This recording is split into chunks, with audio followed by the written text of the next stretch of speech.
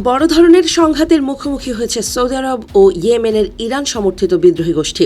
সায়াদা ও হাজ্জাহ প্রদেশে আকাশসীমা লঙ্ঘনের জবাবে সৌদি আরবের নাজরান বিমানবন্দরে ড্রোন হামলা চালিয়েছে তারা। এতে করে কয়েক সপ্তাহ ধরে চলা দুই পক্ষের উত্তেজনা আবারও নতুন মাত্রা পেয়েছে। ইয়েমেনি বিদ্রোহী গোষ্ঠীর মুখপাত্র ব্রিগেডিয়ার জেনারেল ইয়াহিয়া সারি এক বিবৃতিতে বলেন, একটি ড্রোনের মাধ্যমে সৌদি আরবের নাজরান বিমানবন্দরে হামলা চালানো হয়।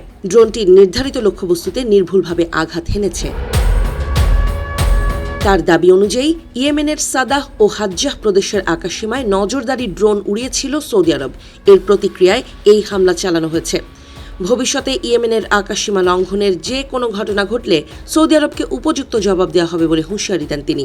এর আগে সায়াদা প্রদেশের ওপরে শত্রুতামূলক তৎপরতা চালানোর সময় সৌদি আরবের একটি কারায়েল প্রযুক্তির উচ্চ ক্ষমতা সম্পন্ন নজরদারি ড্রোন গুলি করে ভূপাতিত করেছিল ইয়েমেনি বিদ্রোহীরা।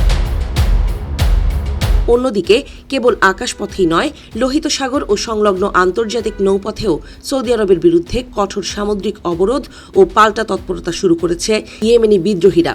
একে অবরোধের জবাবে অবরোধ নীতি হিসেবে উল্লেখ করেছে তারা।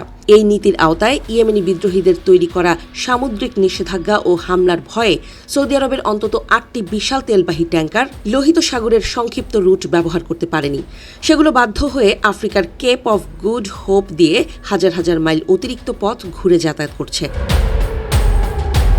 এর কিছুদিন আগে বারবার সতর্কবার্তা অমান্য করায় একটি সৌদি তেল ট্যাঙ্কারে সরাসরি ব্যালিস্টিক ক্ষেপণাস্ত্র হামলা চালায় ইয়েমেনি বিদ্রোহীরা।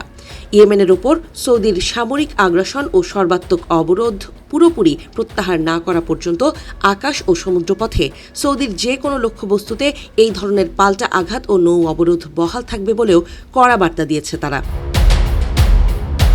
বিশেষজ্ঞরা বলছেন, ইয়েমেন ও সৌদি আরবের মধ্যে চলমান উত্তেজনা মধ্যপ্রাচ্যের নতুন নিরাপত্তা সংকটের ইঙ্গিত দিচ্ছে।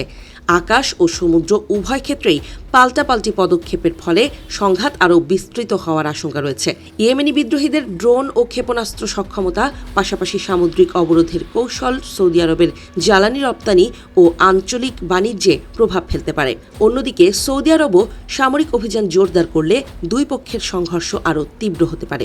এই পরিস্থিতি দীর্ঘায়িত হলে লোহিত সাগর অঞ্চলের নৌ চলাচল, বৈশ্বিক জ্বালানি সরবরাহ এবং মধ্যপ্রাচ্যের সামগ্রিক স্থিতিশীলতার উপর নেতিবাচক প্রভাব পড়তে পারে বলে মনে করছেন বিশেষজ্ঞরা।